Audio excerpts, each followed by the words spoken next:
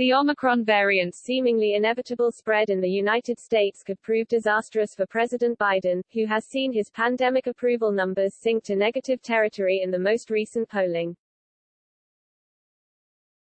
The new Omicron variant is a real threat to Biden's standing with the public, Ipsos President of U.S. Public Affairs Clifford Young told Fox News on Tuesday. He won the election on COVID, surfed the COVID wave for the first part of the year and was hurt by the Delta variant. Omicron could further weaken the president heading into the midterms. Young's comments came after the most recent Fox News polling shows Biden underwater by 1 point when it comes to his handling of the pandemic, with 48% of respondents saying they approve his handling and 49% saying they disapprove. Although those numbers represent the president's highest approval marks on any issue, they still stand in stark contrast to his rating earlier this year. 6 months ago, Biden was in the positive on his handling of the pandemic by 30 points, 64 to 34%.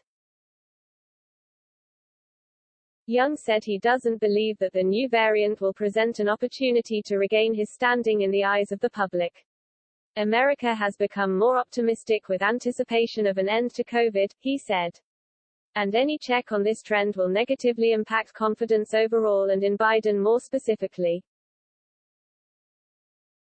Young's sentiment was largely echoed by David Barker, director of the Center for Congressional and Presidential Studies at American University. I would say that as long as COVID lingers on and people's lives are being disrupted by it, that Biden's approval will continue to take a hit, Barker told Fox News on Tuesday. And it will get worse over time. So if Omicron turns out to transmit more rapidly and severely than Delta did, and especially if it resists the vaccines, Biden's numbers will sink lower and lower. While Biden on Monday called the Omicron variant a cause for concern, he cautioned that its emergence was no reason for Americans to panic and signaled he is against a new push for lockdowns.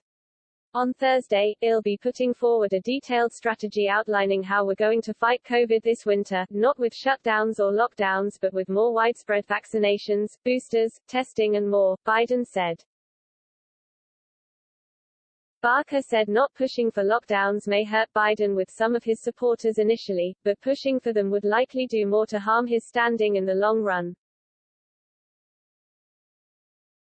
In the short run, his numbers might get even worse if he then does not decide to shut things down again, because he will lose favor with people on his own side who currently support him, Barker said. In the long run, though, shutting things down will make him even more unpopular, because it would tank the economy again, producing the dreaded two-headed monster of stagflation. Barker also noted that passing massive stimulus legislation likely won't be in the cards for Biden if the situation worsens, pointing to how inflation is already pressuring the economy. Those gigantic deficit spending bills help the U.S. weather the economic fallout of COVID shutdowns better than the rest of the world, but are also partially responsible for the inflation pressure we are currently experiencing, Barker said.